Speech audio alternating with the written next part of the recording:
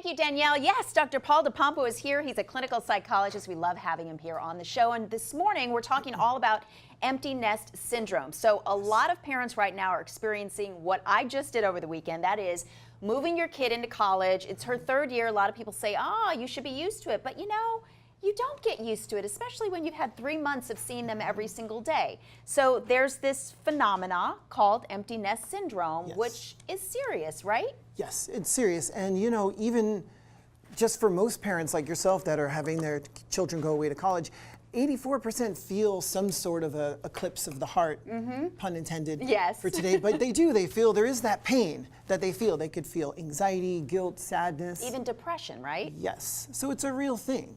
But I think we should start by not even calling it empty nest because it's so sad. Let's call it like parents of free-ranged young adults. Do you know what I mean? It's more positive. But there's many things that people could be doing, and they should do before the child leaves and during. Well, let's talk about that because you believe that this is a transition period that can actually be a wonderful thing for parents. So when you're preparing for it, first of all, what are the things that you should be doing? Definitely, first of all, you should make it clear in the family that this is a new adventure for all of us. And build the relationship, because the better you build your relationship, the better the transition will be. So for example, build it off respect. Respect knowing that this is their last year of high school or their summer home from college, and they need those connections with their friends. But also state some rules, like for example, Sunday we all go to brunch, or have some set time.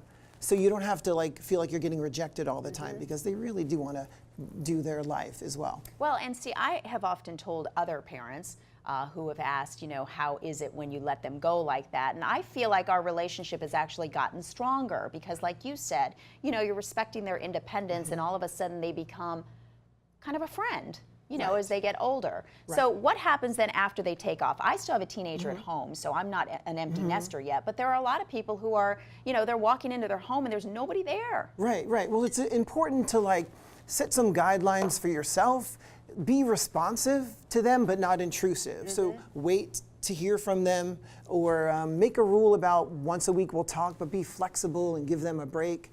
So you really they don't feel like they're running away from you. You know, but when they do leave, it's really important to rebalance, because that amount of time that you were parenting now needs to be replaced, you know? But we don't want you to replace it with things like, oh, I got to keep busy, so I'm not thinking. We don't want that. We want you to look inside at your values and be like, what do I really care about?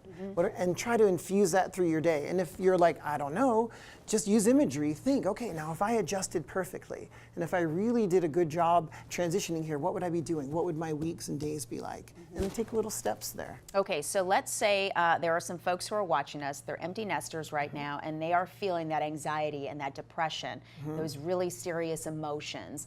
What are the things that they should be doing right now to get them through this transition period and to embrace this fuller life you're talking about? The two main things I'm thinking is, don't wait to feel like it to do it. If you're valuing education or new career steps or deepening your friendships, take little steps even if you don't feel like it. And the second most important thing would be to pair what you're missing with what you're not going to miss. For example, sure, I'm going to miss being able to see that they're safe, but I'm not going to miss my house looking like an episode of Hoarders. Do you know what I mean? So pair the good and the bad together so you can just process it as being a good thing. Because even though there's many parents that get very anxious and depressed, 90% of them are proud that their children are independent.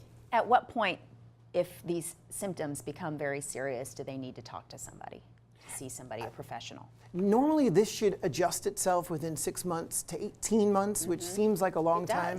Yeah, but I would say if you're really not making the most of your day and not pushing through on the things that you should be doing, I would recommend talking to someone. And even on a scale of 1 to 10, if your anxiety or your depression is hovering around a 7 or an 8, definitely get to somebody and get some help about it, because you could make changes within 2-3 weeks actually with the right help.